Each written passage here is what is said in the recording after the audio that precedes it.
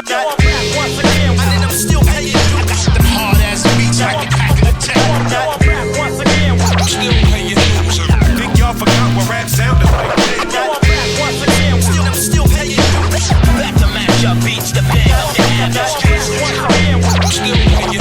I'ma make y'all pay for the. All right, guys, let's get started. Round of applause for DJ Cash. Awesome. Again, your bank account is taken care of now, or just you're still waiting for money to come in? It's getting better. It's getting better. Okay. Yeah. Again, I gotta take care of my DJ. I can make sure he's doing okay. All right, guys, a lot to cover because there's a bunch of stuff we didn't cover last class. At the end, we rushed through. I want to pick up on that. So again, midterm exams. You want to come to my office hours after class today? You can come look at them with the solution. Homework 4 is due this Sunday, and then project 3. I forgot to this. Recitation was last night.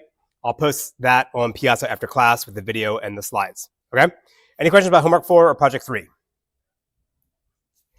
All right.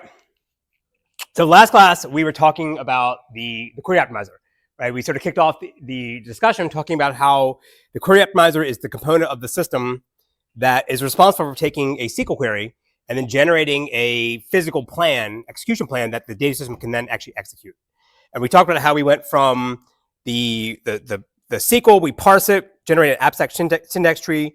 We run it through the binder where we resolve names of tables, of column names and functions to actual internal identifiers. And then with that logical plan, we can do some additional transformations to, without considering a cost model, to try to fix things up and make it a little bit better than sort of a literal translation of the SQL query from the abstract syntax tree. And then we talked a little bit at the end, but we ran out of time, but we'll pick up where we left off. Talking about the cost-based search, where we try to look at alternative physical plans, and pick the one that we think is going to have the lowest cost. And I'm putting cost here in parentheses because the cost is going to vary per system, per environment, what you're trying to optimize for. But usually, you're going to try to optimize the amount of disk IOs in a very basic cost model. But you can build upon that and do more sophisticated things like considering how much it takes to compute a function or to process something that's in memory.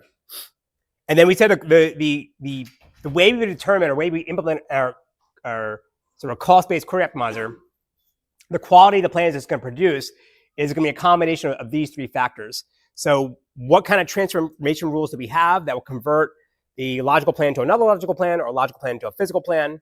And this allows us to enumerate over different permutations of the query plan, and try to find one with a better cost. Then there'll be the search algorithm, which we rushed at the end. We'll pick up again now, but this is the method in which we're going to explore the different possibilities of alternative plans we have being generated by the transformation rules of the enumeration process. Then search for them and try to find better choices.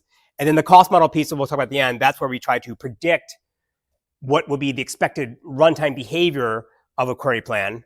Not so much trying to generate an absolute value, like this query is going to take 15 seconds, or you're not trying to pick something that's going to be like something you can measure in the real world.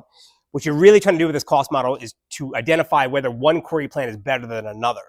So this cost model will be an internal metric we'll use that is that the database system optimizer can only use. So whatever cost model that MySQL is using, they spit out a number, say this is the cost of a query plan. That's meaningless in Postgres or Oracle or pick your favorite database system. So the cost model is the internal mechanism we use to figure this out. So for today's class, again, we'll come back to the search algorithms, the top of the bottom versus bottom of the top, and then we'll talk about the kind of statistics we would collect, and then the cost models we'll use to estimate the cardinality of the operators, because that's going to be the big thing where we have to determine how much work a query is going to consume or use, because that's going to tell us how much data we're sending between the different operators. Right? And again, just to preface this is super hard. This is the hardest part of database systems. This is the part I know the least about. So, don't feel like if you're not following this along, but this is super challenging. We're barely scratching the surface here. And like, as long as you understand the high level concepts, that's what really matters. And then the details of this maybe only matters if you actually go end up building a query optimizer. All right, so again, the search algorithm is the way we're going to, again, enumerate or look at different alternative plans or choices we have for both logical operators and their corresponding physical operators in our query plan. And the two approaches either start from the bottom and work your way to the top, sometimes called forward chaining. And then the alternative approach is start from the top and then you work your way to the bottom to the leaf nodes.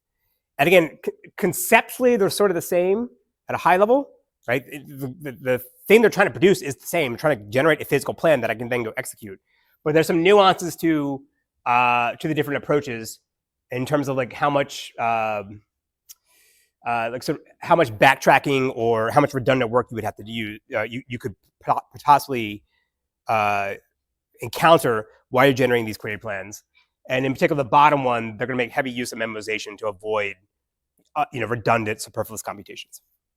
All right, so bottom up basically is you start with the leaf nodes in your query plan. You basically start with nothing. Like here's how I'm going to access the individual tables. And then I'm going to figure out now what order I want to generate the joins and other parts of the query plan, working the way to the top where you end up with the final result that you want. Like I want to join these tables and produce this output.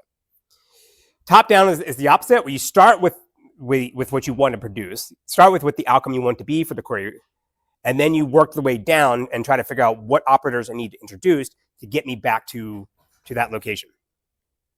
So the very first query optimizer that IBM built, very first cost-based query optimizer that IBM built in the 1970s in System R follows this top approach here. And I'll show you the next slide. Most open source database systems that are out today that you know about are doing something like this. Postgres is doing something that sort of looks like this. DB2 is doing this. The Germans do this, but like on steroids. And then DuckDB follows some of the work that the Germans did at Munich 10 years ago, and it's following this approach as well, right? So again, the way this is going to work is that we're going to use our transformation rules to do some initial optimizations to, again, do predicate pushdown, do the things we know we're always going to want to do to optimize our query without actually consulting a cost model. And then we're going to use this divide and conquer algorithm that's going to, again, sort of search at sort of different join levels in the tree, and I'll show in this next slide, like which can be the optimal join ordering and what physical algorithm I'm going to want to use to compute the different joins. So let's say, again, we have a query like this. We're doing a three-way join between artist, appears, and album. This is the example I showed at the beginning of the semester, right? And so in the System R implementation, the first stage, you basically apply a bunch of transformation rules that try to figure out for each of the tables I need to access, what's the best access method to use, right? And this one could be simple things like, well, in the case of artists, I don't have anything I could use as a filter directly on my table because there's no where artist name equals something, right? So therefore, I'm going to want to do a sequential scan. But in the case of the album table, I have an index on the name attribute, so I can use that in my predicate. So then now the next stage, and this is where the divide and conquer piece comes in, where we're gonna seed out all the different possible joinerings I have for the tables, right? Like, do I want to join artist and appears an album first, or appears album and artist first? Right? You just do this for all possible combinations, including introducing Cartesian products, right? Because those are still valid joins. And then now I'm going to run this dynamic programming algorithm, the divide and conquer approach, where I'm going to, again, now start examining each of these different combinations I could have to get to my final outcome, because I'm starting at the bottom, and choose the one that's going to have the lowest cost.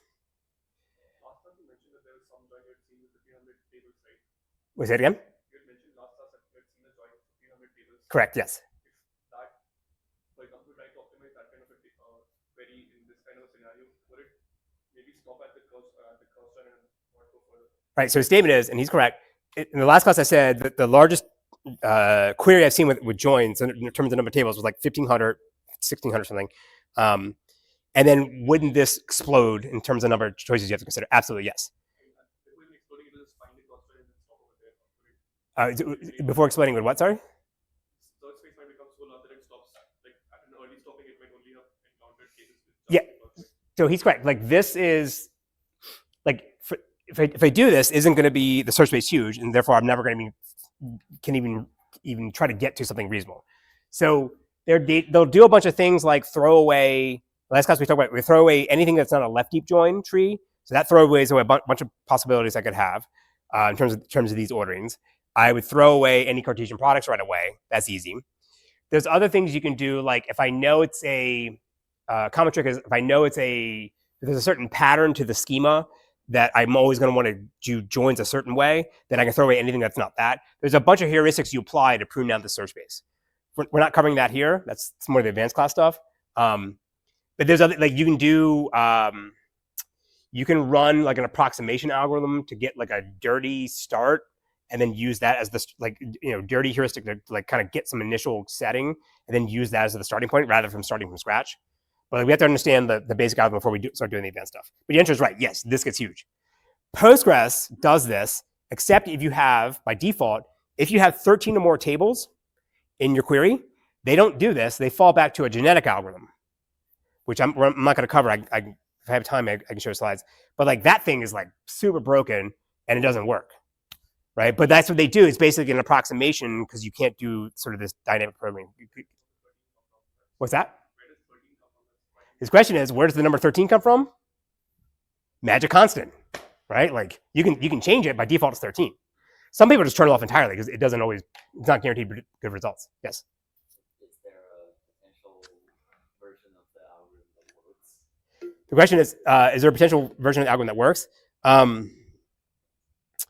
Yeah, so I'm not going to. There is a class of optimization algorithms that basically are doing that are random. Like you can do simulated annealing. You can do the genetic algorithm from Postgres. That's sort of the same thing. Like you're rolling the dice and see what comes up. Like again, you can't guarantee you're going to find the optimal because it's random, like a random walk through a search space. In the case of the Postgres one, I mean, it's several factors, right? Like, is the implementation of the algorithm correct? I think they said there was a bug in it. I forget what it is. Like, it's not truly random.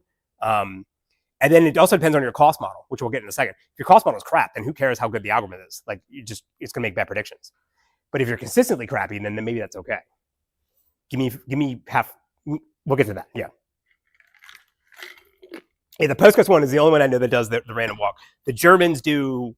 If it's a less than 100 tables, they have an efficient implementation of the algorithm that they can find. They'll do the exact search, the exhaustive search. Above 100, then they do sort of like the approximation first, and then that seeds a algorithm that does the more exhaustive search. But that way, you know, you're throwing away things that you're never going to want to consider anyway. All right, so the walk through the algorithm looks like this. So again, at the bottom is my starting point, and I want to get to the top here. So I'm going to work my way to the top and say, okay, I have 3 tables: artist, album, and appears. Assuming I've already picked out what the access method I'm going to use. So now I got to figure out in what order I want to join these tables and what physical operator, what algorithm I'm going to want to use. Hash joins versus sort merge join. You'd also maybe consider nested loop join as well, but for space reasons, I'm not showing that. And again, I'm only showing certain 3 different combinations. This obviously would span out over here, but it wouldn't fit in PowerPoint. So for now, each of these pass up into the next level in the tree. I would say, okay, this one over here is joining artists and appears, and I haven't joined album yet. So I can either do a hash join to join artists and appears, I can do a merge join to do artists and appears. And for each of those, now I can cost them, use my cost model, and say which of these ones are going to have a lower cost. And so for each of these pass up to the next level in the tree, I'll keep the one that has the lowest cost and throw away the others. And now at the next level, I do the same thing. So again, I've already joined artists and peers. Now I want to take the output of artists and peers and join it with album. So I'm going to do the same thing and look at all the possible combinations I have for different physical operators to do that next level of the join. Then go back and cost each of them to figure out which one has the lowest cost, going up to the same level, coming from the same parent, going up to the next level, right? Throw away all the other ones, and then now for each of these paths up to the root or the top of the query plan, I'm going to pick whatever one has the lowest global cost across all these different choices, right? And then that's what you're deciding to be the lowest cost. Like, it's divide and conquer. Rather than looking at all possible combinations, I'm just looking at each level. Like, okay, if I just join 2 tables, what's the different possibilities I have?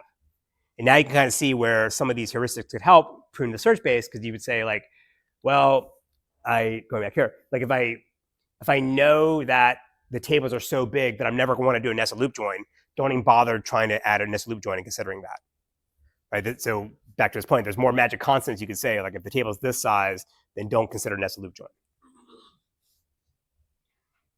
So another hack in all this is that one is that instead of when we keep track of the best plans, we can ignore in what form we need the data to be in, meaning like what are the physical properties of the data? Like sorting, for example. Sorting is a physical property of data.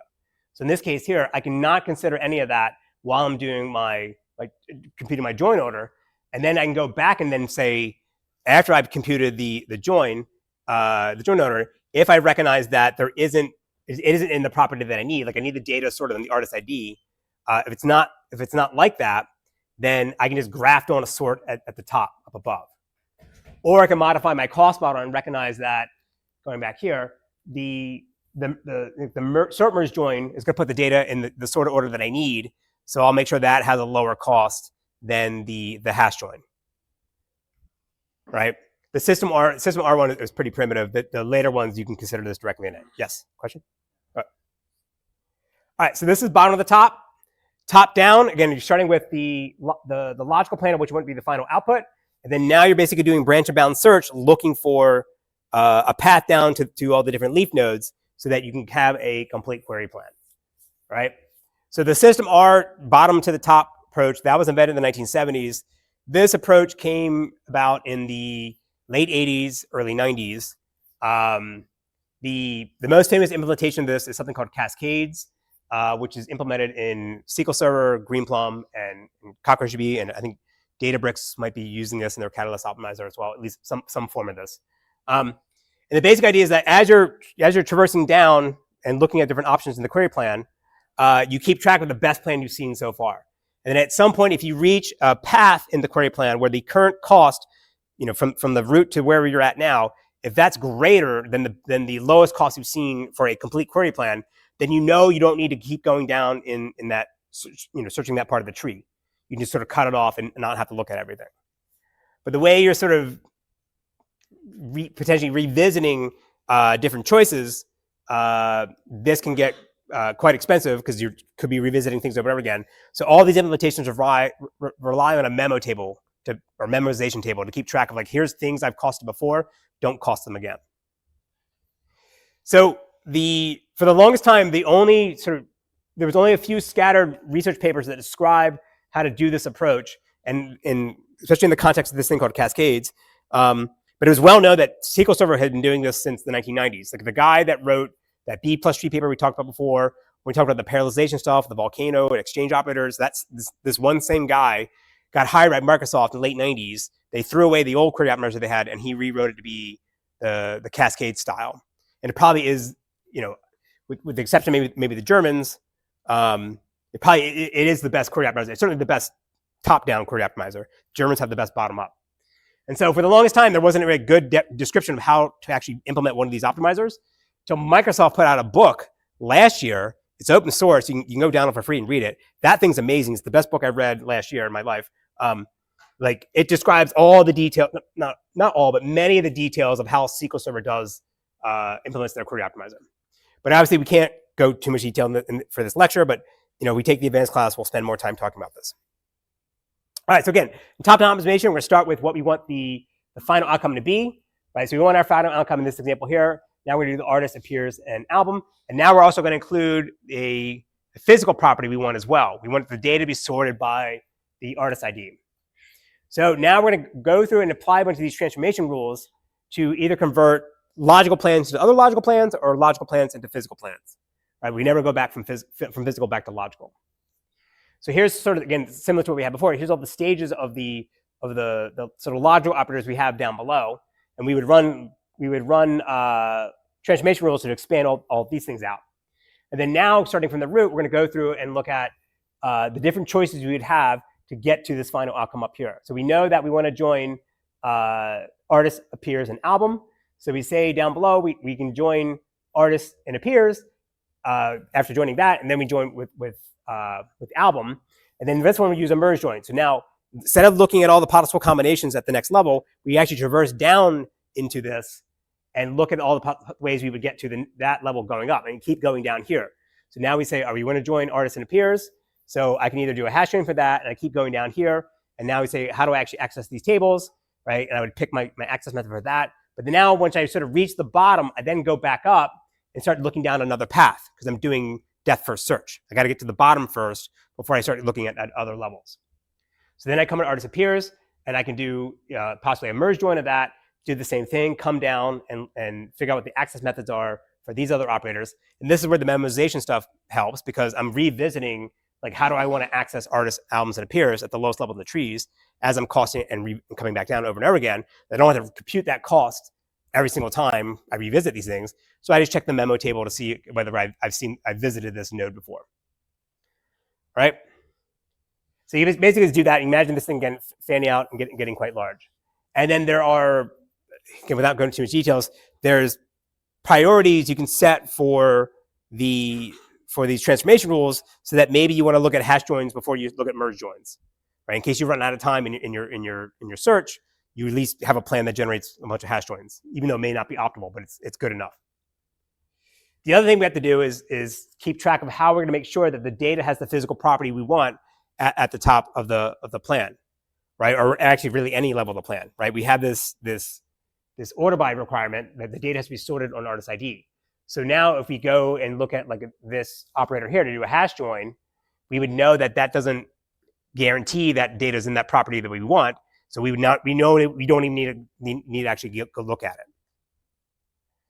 right? But then if we add a sort operator, it doesn't do the join for us, but it does put the data in the form that we need. So we're allowed to go visit that, and then again apply more transformation rules to say, okay, well, I still need to join this data. How am I getting it up to me, right? So then now if I do a transformation rule and say now add the hash join, when I cost it, and I would see that, oh, adding the sort plus the hash join, that cost is greater than the merge join path I've seen before. I don't even consider it again going down.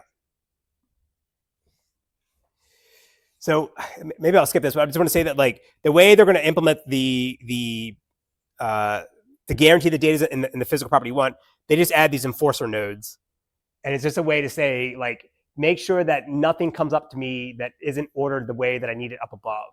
And so I can do a bunch of transformation rules, and I can match them on in the rules. He would say this data will be in this form that you need, or this data would not be in the form that you want. And so I only apply the rules that I know that I want.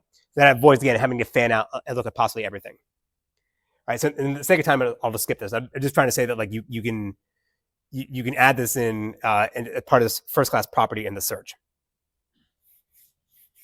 All right, so that's the search algorithms. Again, we can either just do pure heuristics and just apply them one after another until we put the data in the form that or the query in a form that we can actually execute.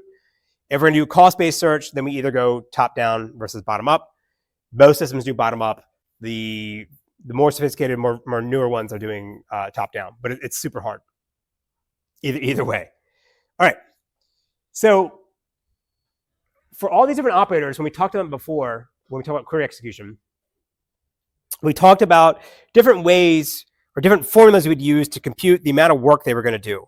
Like when we talked about the different join algorithms, the sort merge join, nested loop join, and the hash joins, we talked about them in terms of how much data they were going to have to read in and how much data they have to write out, like how many IOs they were doing. But the challenge is going to be now that we have, now that we're trying to build a real query plan, we have real data that we're going to be running on. It's no longer these sort of abstract numbers or these formulas. We actually have to come up with estimates for what this data is actually going to be. So like, when we talk about those IOs, how are we actually computing them other than just me showing them on PowerPoint? Right?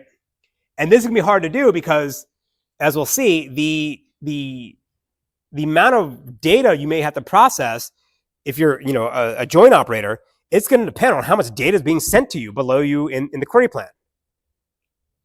Right? And then the problem is going to get compounded because if I have multiple joins in my query plan, right, I can maybe do okay predicting how much data is coming into me from the scanning tables to my join. But now I take the output of that join and feed it into another join. Right? If my estimate for how much data is coming out of my first join is off, then I have no hope picking out a good estimate for how much data is coming out of the second join, right? And for all these operators. Again, we can't just go execute the queries because if we could do that, then we could just, we just run the queries instead of trying to figure out for the thousands or even tens of thousands, millions of different possibilities that I have, I can't run those each individually.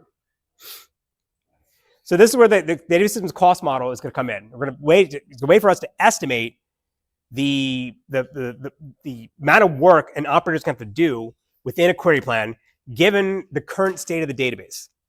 And then what I mean the current state is like what the distribution of values look like in the tables that you're trying to access a query against.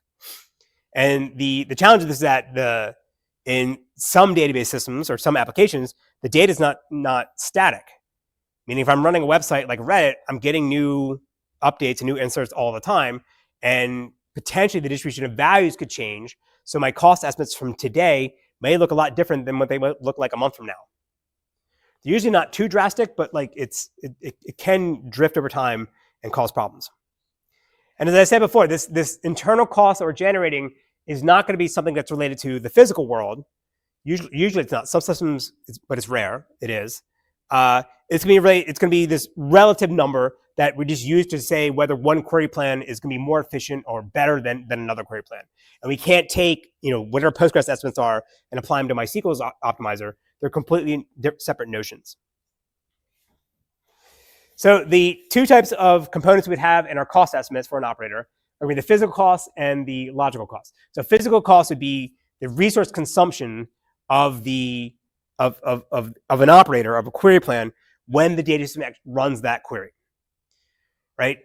Basic things we've already talked about was like IOs. How many blocks of data or pages of data I'm going to read from disk or write to disk. But you can extend that out for other parts of a computer, right? How many packets I'm going to send over the network? How much time I'm going to spend in the CPU? How many cycles to do some operation? Cache misses are a little bit more complicated to estimate. By getting more low level in parts of the hardware, it becomes more problematic. And of course, obviously, this is going to depend on how much what my hardware actually looks like, what my CPUs look like, how much L3 cache do I have. So typically, most systems are going to do IOs as the dominant factor. You maybe also want to include how much memory I'm going to consume in my operator, because obviously that's a finite resource. For CPU cycles, the high-end systems can be a bit more smart about this. Something like Postgres will just say, if something's in memory, what's the relative cost of accessing something in memory, processing it in memory, versus like reading something from disk. And that's sort of a loose approximation for coming in and out. Logical cost would be the estimated output size per operator. And what's nice about this, at least logical cost, is that no matter what physical operator I choose, the logical cost has to be the same, right? So if I'm joining table A and table B, no matter whether I do a serverless join, or a nested loop join, or a hash join, it's going to produce X number of tuples. So sometimes those logical costs can be used to prune things out before you're actually looking at all the different physical operator choices for a query plan. But of course, the problem is, in order for me to predict how much data my operator is going to spit out, I got to know how much data is coming in. And now you get this sort of recursive problem we'll see later on. So just showing Postgres as an example. Again, I would say this is the most basic, simplest cost model you can have. So what they care about is, again, the CPU cost and then the relative cost for different types of I/O I might perform, like random I/O versus sequential I/O. And then you weight them, these different factors, based on some magic constant you can specify in your configuration of the database system, right? So let's say if something's in memory, that's going to be 400 times faster than reading something from a disk. And if you're reading something that's sequential I/O, reading a sequence of pages that are one after another, that's going to be 4x faster than doing random I/O. So if you go look at the Postgres documentation, you'll see all the definition of these parameters, like sequential scan cost, random page cost. Like these are numbers you can specify, these weighting factors. But it has this huge blurb right here that says, basically warning you, saying, hey, look, these are kind of just like, there isn't a good way to exactly determine these values because it changes for different hardware. And so they're sort of meant to be a good guess estimate of what you should do. Right? And if you change them too much, they say you have problems. You end up picking bad query plans. So this is like, I would say Postgres cost model is not very sophisticated. It's the bare minimum you would need to have, say you have a cost model in your database system. The high-end systems like DB2 and Oracle and those guys, they do all sorts of tricks to try to figure out what these actual values are. Like when you turn on DB2 from IBM, they'll run a bunch of micro benchmarks to figure out what is the cost of reading something from disk? What is the cost, like what is the actual time it takes to send a packet over the network? How fast is my CPU? And they use that in their cost model instead of these magic constants that you set in Postgres. Right? You can still override them, but it's trying to compute things for you on their own. Because that's trying to reflect the real hardware. So again, if your database moves from one machine to another, they'll automatically update. Yes. Their question is, why doesn't Postgres do something more sophisticated? It's hard. Nobody, and also too, like query optimizer, like nobody wants to touch it in Postgres because it's very brittle, right? I mean, like I would say it would be easier for them to add the sort of DB2 calculations that I mentioned, the micro benchmarks. That's easier thing to do than rewriting the whole engine. It's like the query optimizer itself. That would be a major overhaul. Yes.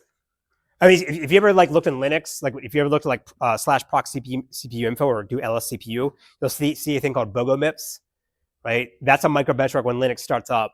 That when you so that it uses that as the timing for like scheduler, right? It's an approximation of how the hardware actually is, right? I would say also too, Postgres, like in the high end systems, DB2, like they're distributed parallel systems, so like they need to worry about like how much time it takes, send data over the network. And because they can also have be aware of maybe storage tiering, like fast local storage versus remote storage, they need to know what those times are as well. Postgres has no notion of those things. It just has table spaces. Okay. So the way we're going to get these estimates of how much work we think our operator is going to do, right, or how many data we think we're going to process, is going to be through statistics. And so when people talk about in your database system, you're keeping track of statistics, it's basically an internal metadata that the database system is going to collect on your data. They then use in the query optimizer to try to figure out what is the, again, expected work for either the logical level or the physical level for the different operators, right? And again, we need to have these summaries because we can't actually just run our queries on the real data, although we can do sampling. We'll see that in a second. But like you can't run the full query because, again, by that point, I've already produced the answer I would want to run the query, and getting the wrong join order, sometimes it can be 1,000x worse than picking the optimal plan. So we want to avoid all that. Of course, now the challenge is nothing comes for free, as is often the case in systems and database systems and computer science. So there would be this trade-off of how accurate we want our statistical summaries to be versus how much time we want to spend computing them, how much storage space we want to maintain or use to maintain these things.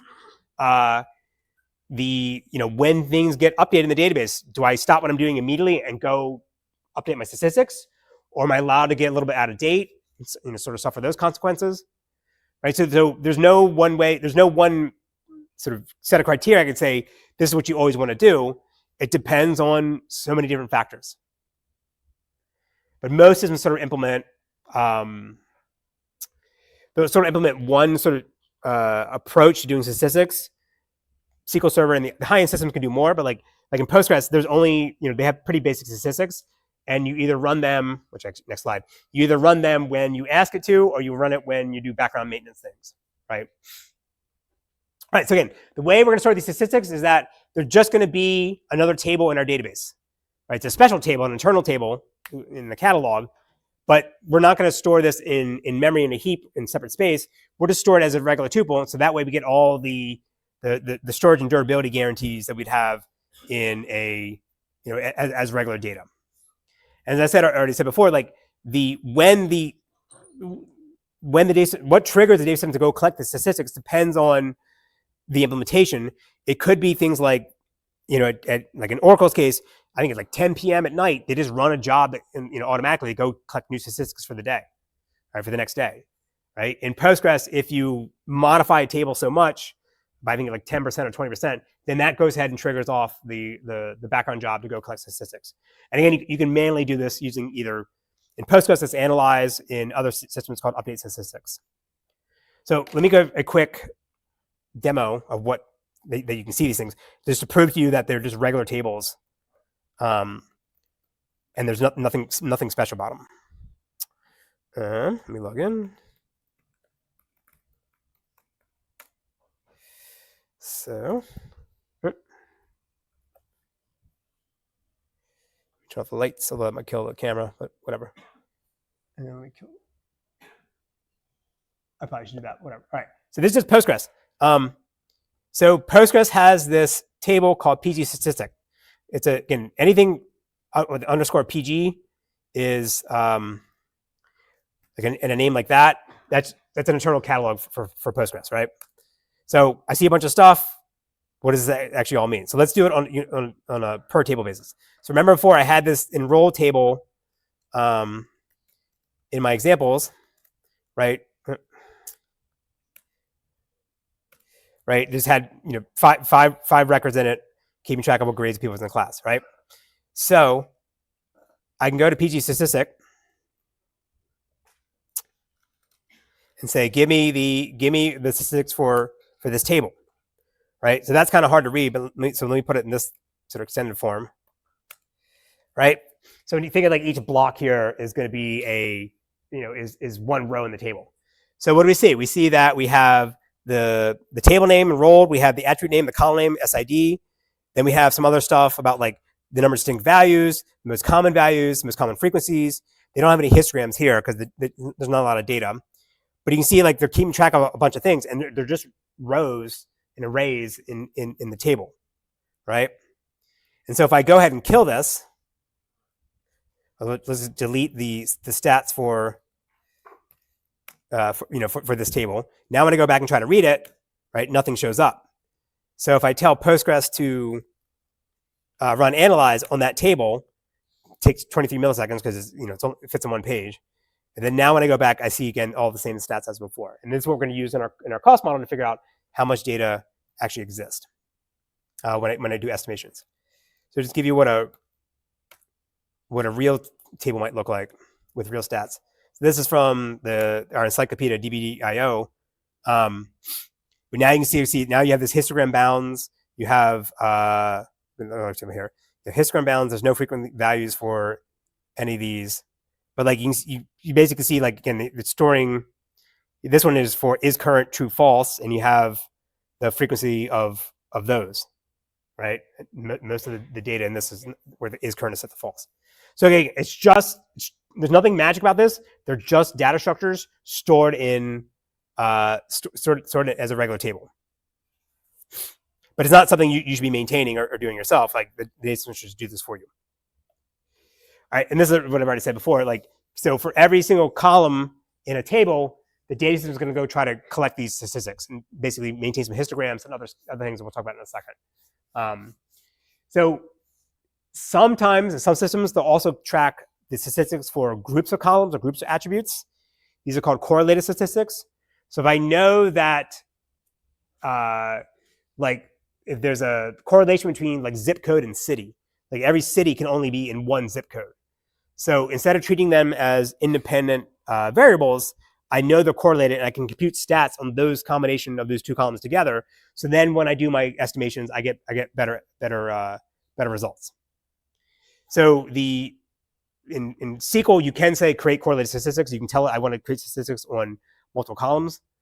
In some systems like SQL Server, if you put two columns together in an index, the data system says, oh, well, they must be important. They must go together. So let me compute the correlated statistics for them together, right? Otherwise, because it's combinatorial, the number of different choices you have of correlated statistics, you don't want to generate all of these things. That'd be expensive to do. So they try to use tricks to figure out which ones they actually combine together. All right, so there's going to be 4 approaches for how we want to maintain our statistics. All right, or 4 different types of statistical data structures. The first is going to be histograms. This is the most common thing. This is what we saw in Postgres. And this just, for each occurrence of a unique value within a column, count the number of times that it shows up. Or you can put bucketing them together, and we'll see that in a second. Another one would be sketches. You've already saw in a sketch in Project Zero, the count min sketch. Again, these are statistical approximations, probabilistic data structures that can approximate the different factors or aspects of the data. Sampling would be when we maintain a small snapshot or small subset of the original tables and use that to estimate statistics, or in some cases, maybe run like mini queries against the real data and then try to extract the statistical properties of the data from that sample. And then the last one would be more modern techniques using machine learning models that try to learn the cardinality, learn the statistical properties of tables. So in terms of what systems implement what, the very top, histograms is the most common one because they're the easiest. In the modern era, the last 20 years, or about 15, 20 years, sketches are becoming more common. And you can use these in combination with each other. Sampling is very rare. I think only the Germans and Umbra and SQL Server use sampling. I'm not aware of any other system that does sampling. And then ML stuff, nobody's putting this in production yet. The research is very promising, but it's very early. Yes? About histograms, how do you deal with very high cardinality columns? The question is, how do I deal with very high cardinality columns? These slides here. Yes, we'll get there. Yeah. All right. So again, histogram is just think of like a hash map where you keep track of, or hash table keep track of, like for every unique value in my column, I'm going to maintain the number of times that I've seen it. Right? So say I'm keeping track of people's age or something like this, and it's only for people aged from 1 to 15, right? And I just keep track of for every single unique value, here's the number of occurrences that they have. So in my toy example here, I have to maintain the original column, or the original data in the table itself, but now I got to maintain this other histogram that keeps track of every single unique value I have in that column. So my example here, it's small, right? It's only 60 bytes plus the maybe 32 or 64 bytes for each occurrence. But think in terms of like billions of entries in a column, right? To store 1 billion values with 32-bit numbers, it's going to be 4 gigs. It's like four something. Yeah, 4 point something gigs, right? So that's not the data itself. That's the histogram about the data for one column. So for every single column, if I'm going to record all the unique values and the counts for them, then that's obviously going to be really, really big, and I don't want to do that. What's that? The question, the count is small, but still, like, could be, right? Yeah, in that case, if every value is unique, then the count is 1, yes, then that's small. You could bit pack that, yes. But still, that's for one column in one table. If my table has 100 columns, or hundreds of columns, then it becomes super expensive to do.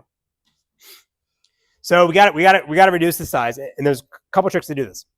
One is to do an equi-width histogram, where instead of storing every unique value with their own separate count, I'm going to bucket them together, where the size of each bucket will be the same. Like the width of the bucket is going to be the same, hence the name equi-width. So I would convert my original histogram into something like this, where I'm just going to store now the range of values that I have, and then a separate count for that. Right? So if now I want to get the estimate, like say does something equal something, how many times is that going to occur? I would figure out what bucket it's in, take whatever the count is, and divide it by the number of values in the bucket, like size 4. Okay, we'll cover those formulas in a second. Another approach is to use equi-depth histograms, and these are shown to be better than equi-width because they are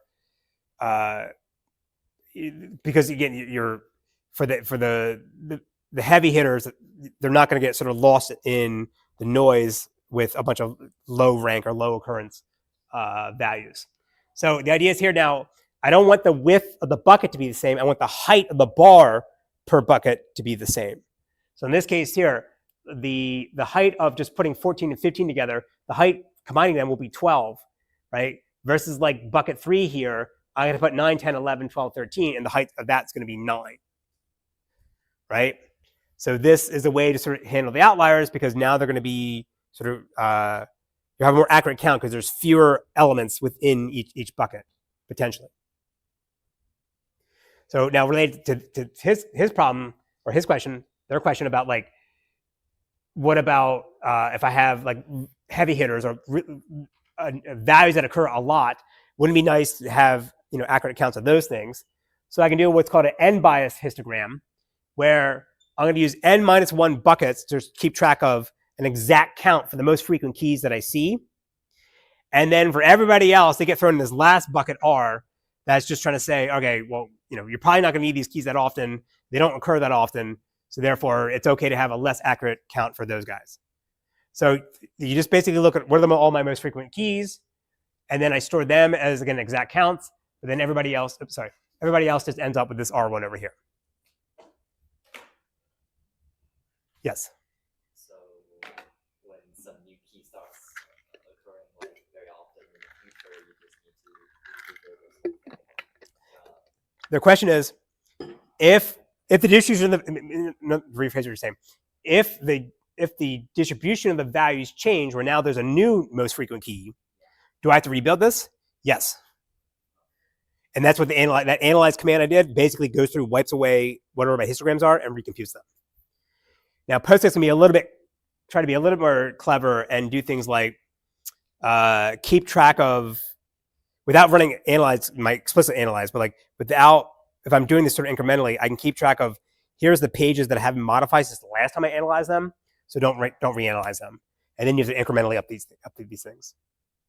But again, you can cause errors and that cause problems, but whatever. Like, it's an approximation anyway, so you're already going to be error prone. Yes. How the histogram is implemented? Well, in the case of Postgres, I showed you, it's just an array of values. Nothing fancy. All right, sketches. Again, I think the count sketch we've already covered, but there's basically versions of sketches that provide different, can answer different questions, like what's the most frequent items? I use count sketch. How do I count the number of distinct items efficiently? I use a hyperlog log.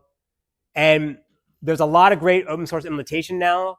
The Apache data sketches is probably the best one. It originally started out in Java, but now I think there's implementations in Rust and C++, right? Those are probably the best ones. The Google Zeta sketch, I don't think they're actually maintaining that anymore, but it is an open source one. So you can replace all your histograms in theory with sketches because they'll give you the same they'll answer the same kind of questions. And in some cases, they're more easily mergeable than histograms, but they have different properties. All right, so I'm going to skip the countmin sketch and the hyperlog log stuff because I want to get to the. Let me cover sampling real quickly because we want to get to the cardinality stuff because we need that for the next homework. All right, so sampling again is just that you have a subset of the data, or you would examine a subset of the table or the data you want to access and try to predict the properties of it. So you can either maintain a separate read-only copy of your data, like a small portion of it, and then you do all your estimates on that thing, on that sample, or you can do a sample against the real data. But you got to be careful not to interfere with queries that are actually running for real, not just sampling information. And so the way SQL Server does it, they do the first one. I don't know if anybody does the second one. MySQL kind of does the second one, but they're not really sampling to get stats. What MySQL will do in some cases, they will recognize you have like a subquery in the middle of the optimizer, stop what they're doing, go run that query for real, and get the result back. So it's not exactly sampling, but it is going against the real data. In SQL Server's case, when they start running the optimizer, if they recognize I don't have stats, like when the query shows up, they'll stop the optimization process, run analyze, and go collect a sample and go collect statistics, and then come back to the optimizer, right? Because they don't make bad predictions. All right, so basic idea is like this: like you have a table, a bunch of people. You want to find all the people in your database that are above age 50. So the sample would basically do a random pick random tuples from this, and there's different ways to do more sophisticated types of sampling. And then I just have my little sample here. I have Obama, Tupac, and DJ Cash. And I have their status of what's going on in their lives. And then now when I want to estimate what the selectivity is for all the people that are age greater than 50, in this case here, it's only Obama is that old because Tupac's dead and he's only 21. Are you 21 or 20? How old are you? 23. All right. Well, I'll play too. Sorry. Right. So in that case here, the table stable, the probability of people above age 50 is 1/3, and that you would say that roughly maps to what it is in the real table, right? All right. So with either samples, the sketches, or the histograms, we now want to predict the cardinality of the different operators, like how much data or how many tuples is each operator going to produce, because then we can use that to say, well, as the backbone for other decisions, like, all right, how many tuples I'm going to produce, that'll determine how much data I may have to read or write in my other operators in my query plan. And so the basic things we need to be able to predict is what the selection conditions could be for filters. Like if I have a predicate on a table, how many tuples are going to match that predicate, and therefore how many tuples are going to come as the part of the output. Or if I do a join and I join two tables together, how many tuples are going to be produced from doing that join. And then likewise, if I'm doing like a distinct value estimation for like a group by clause, how many tuples do I expect to come out of that? So if you have those three estimations, then that's the building block you need to do more complex things like multiple joins and group bys and other sorting things. So the way this is going to work is that we're going to produce what are called derivable statistics that we can extract from the statistical summaries the data has collected and built from our tables. And so for this, we'll say the n subscript r, which we can say is the number of tuples we have in the relation, and then we'll have this new function v that's going to tell us the number of distinct values we would have for an attribute a.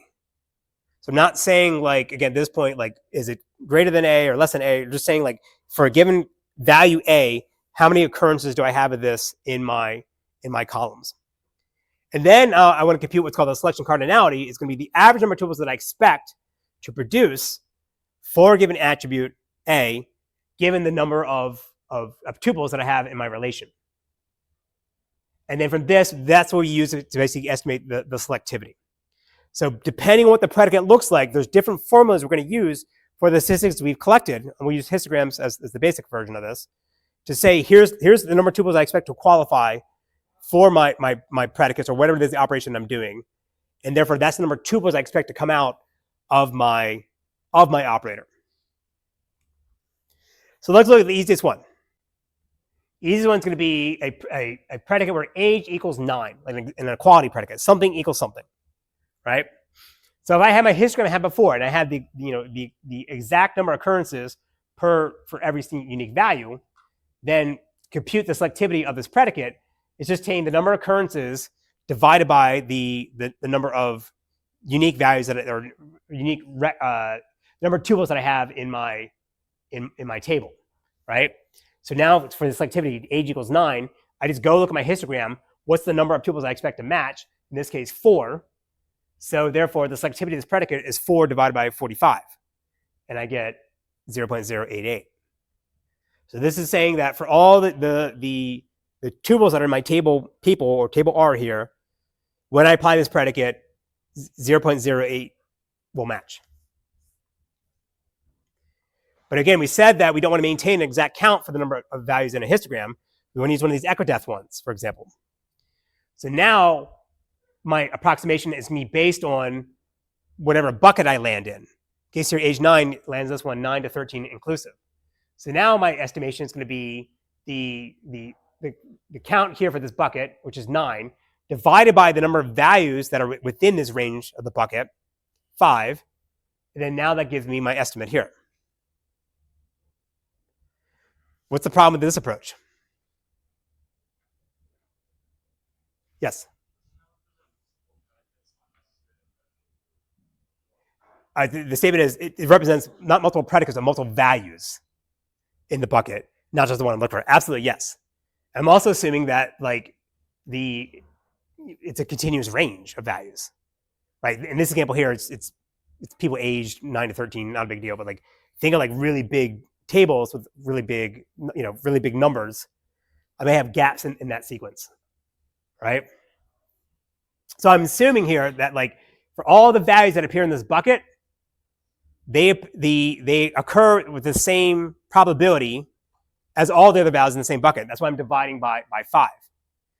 So the dirty secret in cost models is that there's a bunch of assumptions we have to make because we don't have accurate statistics and a complete view of the data, those are assumptions we have to make in our formulas in order to make this thing probably even tractable.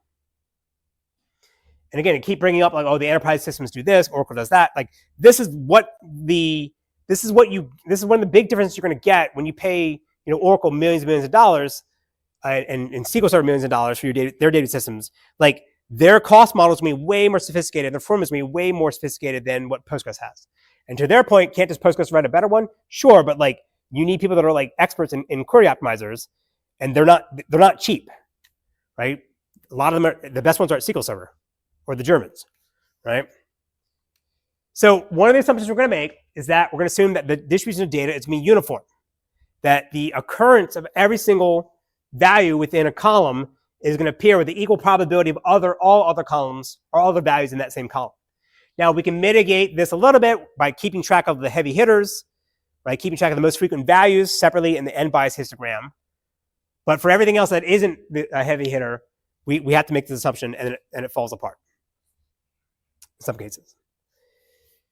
Now we have also do a range predicate. We'll see this problem again, right? So here I want to say, give me all the people that are age greater than equal to 7.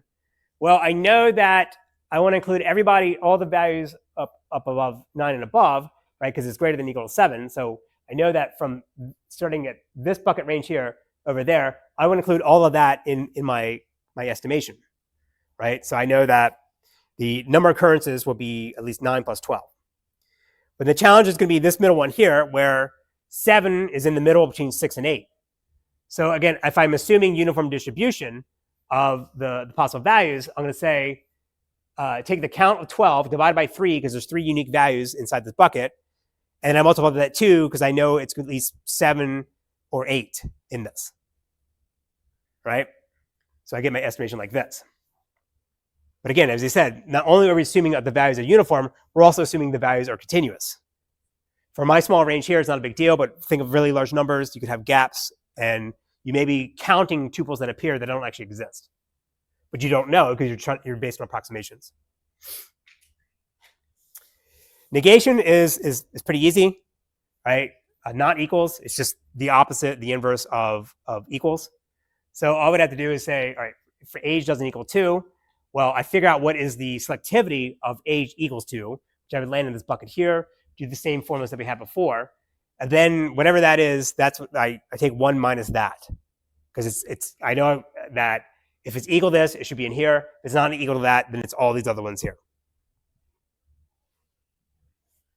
So the key observation, I may have already slipped up and said this already, is that we are, at the end of the day, the selectivity estimates, they're just probabilities, right? What's the probability that a tuple will match within whatever data I'm looking at according to my predicate? And based on what my predicate is, I'll apply these different formulas.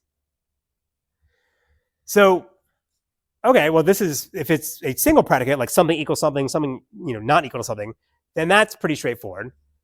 But now if I have multiple predicates, then it gets more tricky.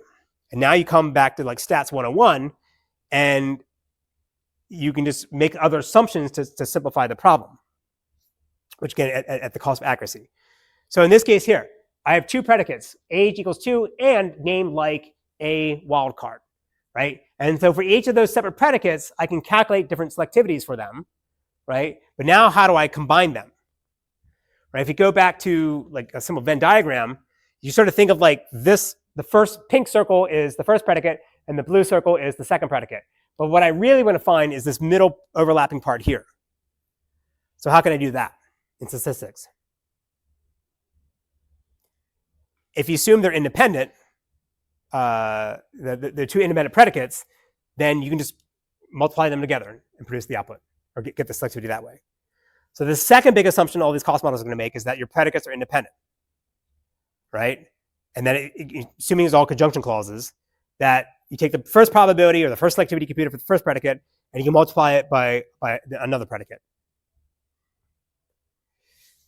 For again, for disjunction, it's a bit more complicated, but you basically, the math sort of works out like this, right? The challenge, of course, is going to be that oftentimes, or in many cases, these aren't independent, right? And your estimates can get way off.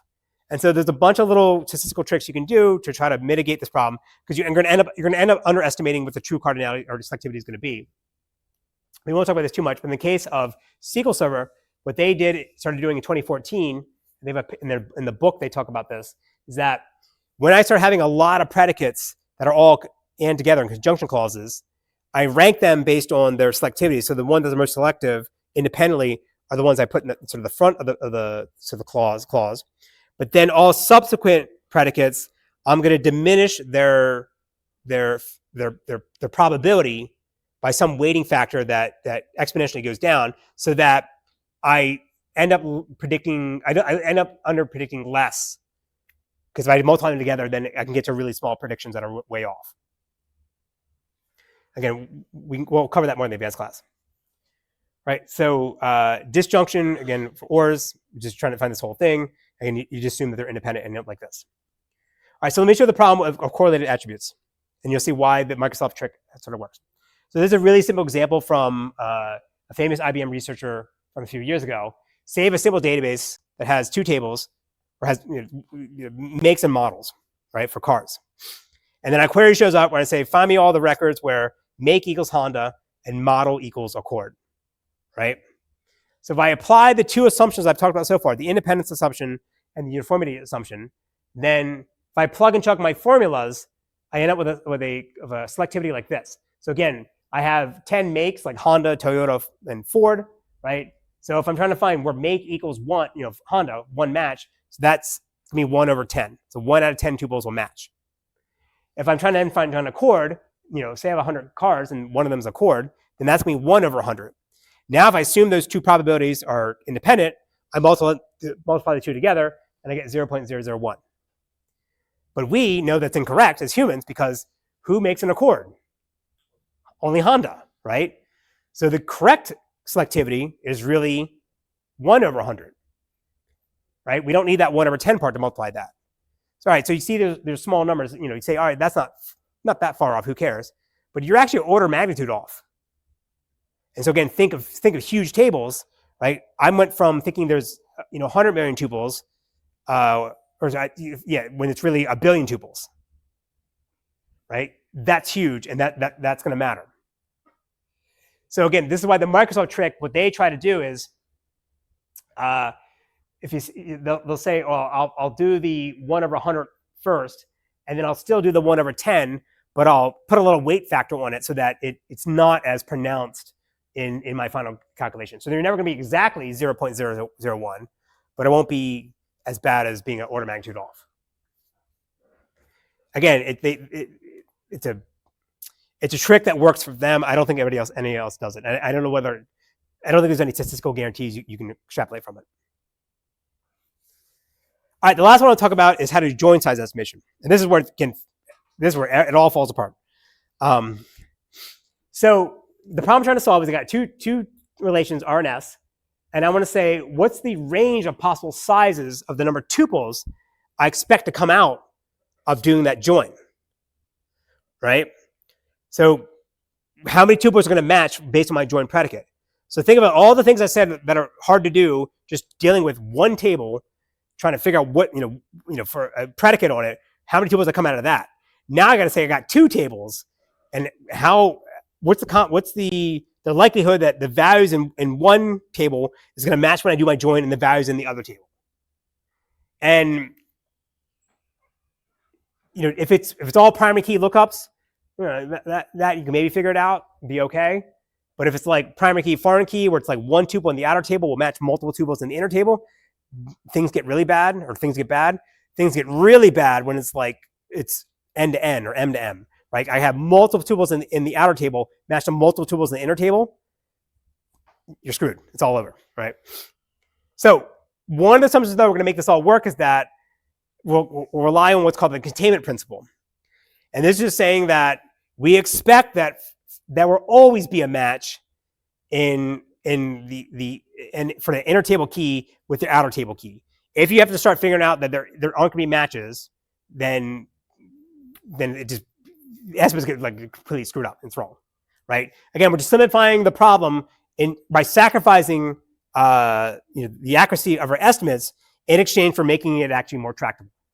And that we have statistics that can figure this out. So the formula looks like this, right? You basically say, what's the estimated size of the number of tuples I'm going to match from the outer table with the inner table, so R to S, and likewise going the other way, what's the number the tuples are going to match from S going into R, right? So I have basically those two formulas there. So the cardinality estimation for the join is going to be basically the size of the Cartesian product of the tables and the tuples in R and tuples in S, divided by with the max selectivity of either of these two choices, like the size of the tuples are going to match in R from R to S, the size of the tuples are going to match from S to R. In the back, yes.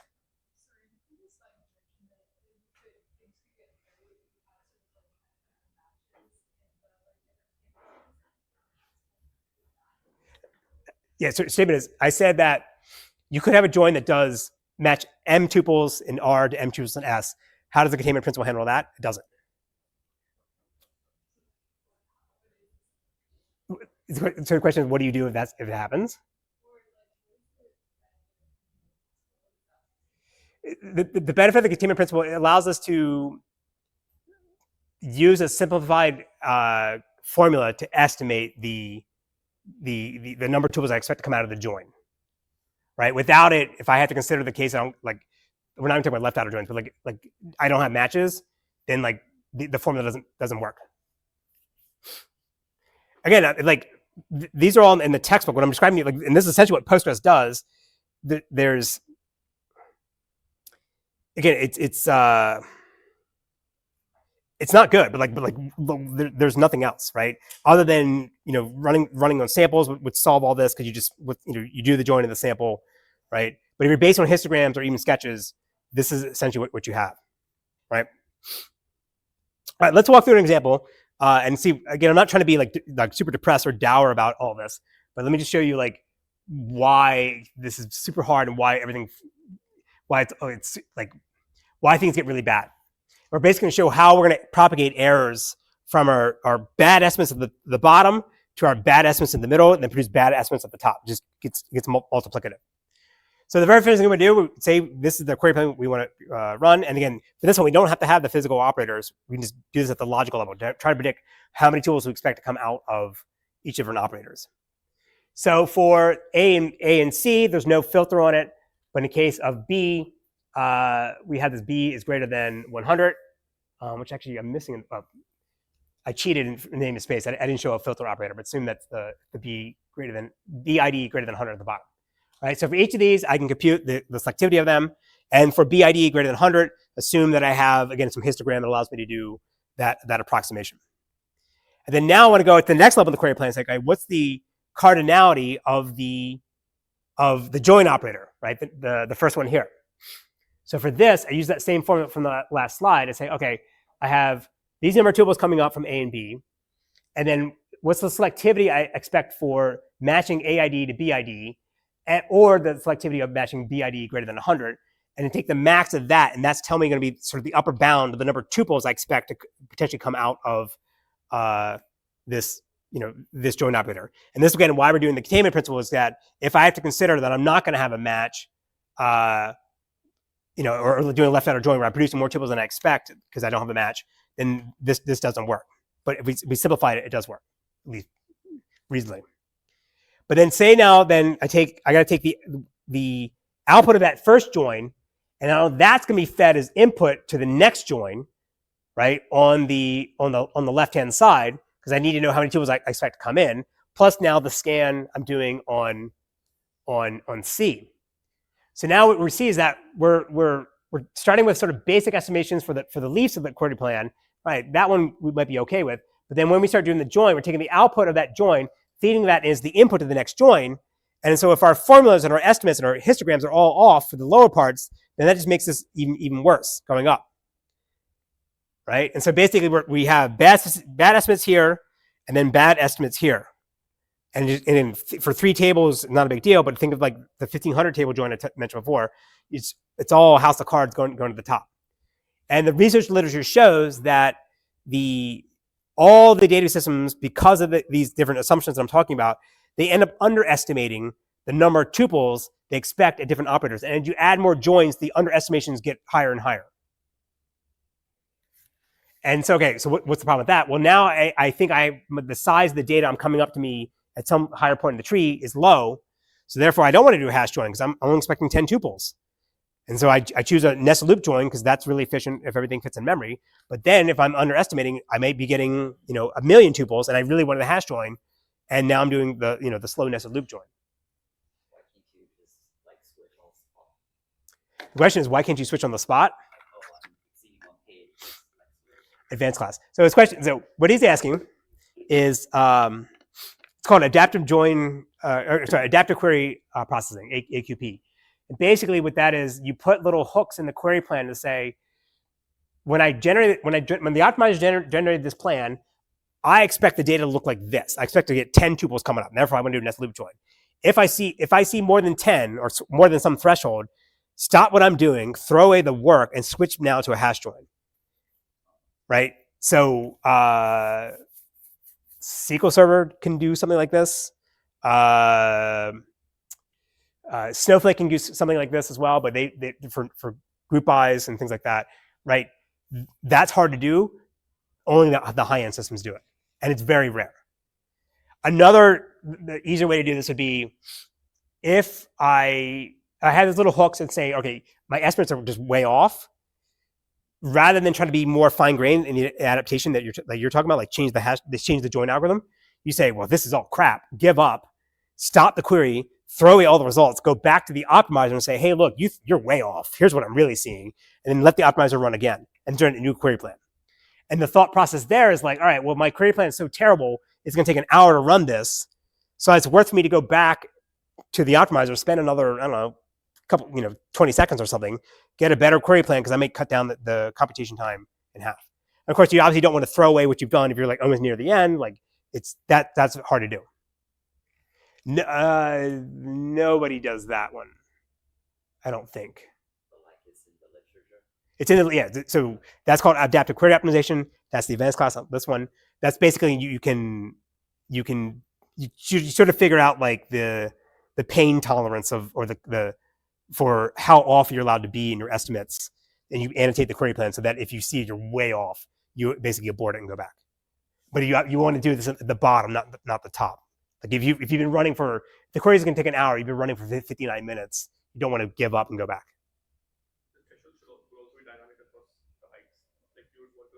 Yeah, to that point, yes, the threshold I'm talking about should be dynamic based on where you are, like based on the height you are in the query plan, what the operator is, what the data might look like, how many the size of the data at least I expect to see versus what I'm seeing, right?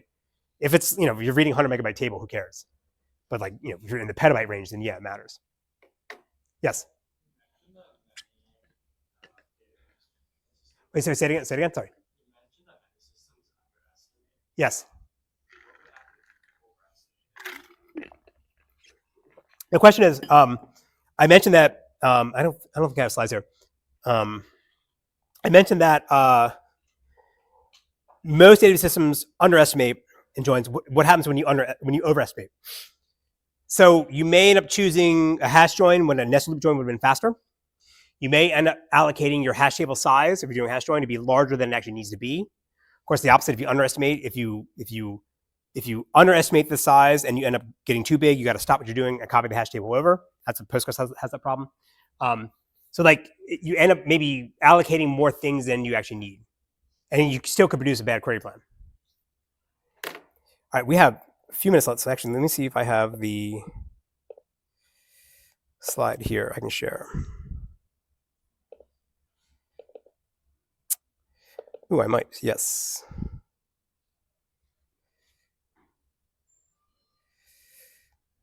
Yes, perfect.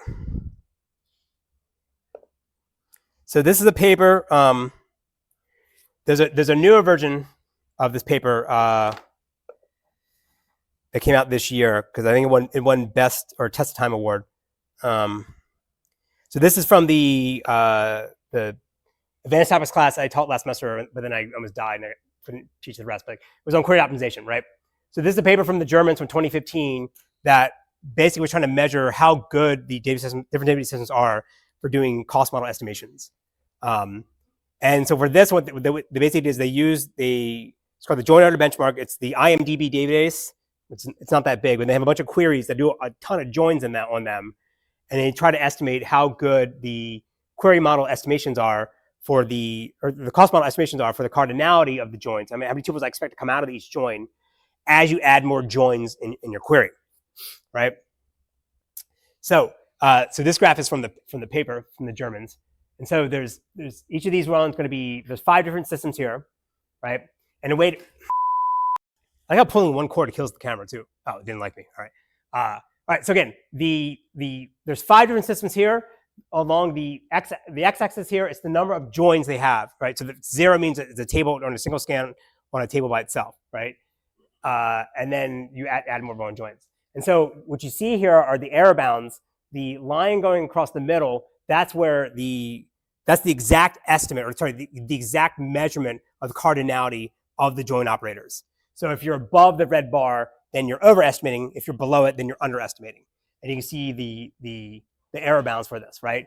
And so across all of them, what you see is that they're all underestimating as you add more joins because of all those assumptions that I talked about before, where they're saying, I expect to get fewer tuples out of my join operator than I actually will. And then now you're taking that underestimation and feeding that into another join operator that then underestimates even further, right? And that's the problem gets compounded for this, right? What's that? This one here? Yeah, like the question is which one this is. Right, this one's overestimating. Actually, I see in the slides. I know when it's coming up. And then there's this one here that's like way off. Okay, so let's play a game. Let's take a guess what the systems are.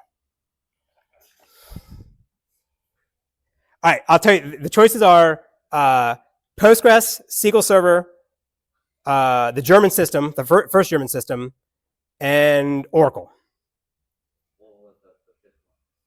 What did I say? SQL Server, Oracle, Postgres, the German system, and maybe MySQL might be one of them as well. All right, so this one clearly is the worst. What do we think this is? Wait, raise your hand and say Postgres.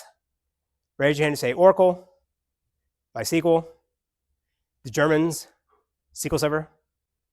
Okay. But the first one is Postgres. The last one is Hyper. It was DB2 was the other one. The worst one here is Oracle, right? Even though I made a big deal about how bad Postgres is compared to Oracle one. Like, I mean, this was over 10 years ago, so I think they fixed it since then. But in this case here, SQL Server is the only one doing sampling, right? And that's why their estimates are better than the other ones, right? At least that attributes to that. In the case of the Germans, after this paper came out, I think in their new system they then added sampling, and it helps a little bit, but it's not that great.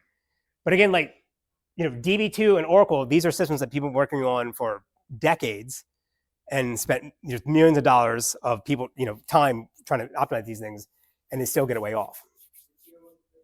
This is 2015. There's a newer one that came out I think this year. And I think the Germans win again. Okay. You actually don't know because it's closed source. You don't know. They might have fixed it.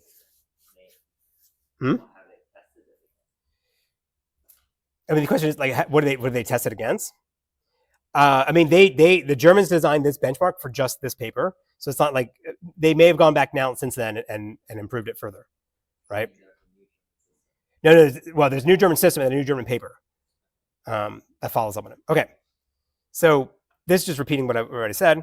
So, right, yeah. So just to finish up, hopefully the main takeaway of this is that again we're making a bunch of assumptions of what the data looks like and what the formulas are just to make the problem actually work. But in practice, again, for real data, especially data with a lot of churn, that's changing all the time, it can get real bad real quickly, right? And at the end of the day, what the cost model is trying to do is just estimate the number of tuples we expect an operator to spit out, and we use that to calculate how much work I'll have to do, or how much I/O I'll have to do reading the data or writing the data. As I said, this is all problematic. There's a lot of problems. I was trying to teach, as I said, in the special topics class last semester in the spring, all on credit optimization. We got up to cardinality before I almost died. And so there's no lectures after 14. But if you like this kind of stuff, you can check out the material here or check out that book from Microsoft. That thing's phenomenal and it explains how to do the top-down query optimizer. Okay? All right. So next class, we will then, that's it for query optimization. Now we're going to talk about transactions. So this would be the second hardest part of a database system. And oftentimes students' mind starts to bend or whatever because it's going to be a different notion of correctness when we start doing parallel things than maybe what you're used to. Like, so not memory barriers in the same way in like a low-level systems class. Now it's going to have different notions of correctness and that don't seem to, that aren't always going to be intuitive right away. Okay? All right, hit it. Cash money, flick flips, acrobats over tracks. Cash money, flick flips, acrobats over tracks. Cash money, flick flips, acrobats over tracks. Cash money, flick flips, acrobats over tracks. Get the fortune, motherfucker fame. Maintain but never strain, flow with the grain. Get the fortune, motherfucker fame. Maintain but never strain, flow with the grain.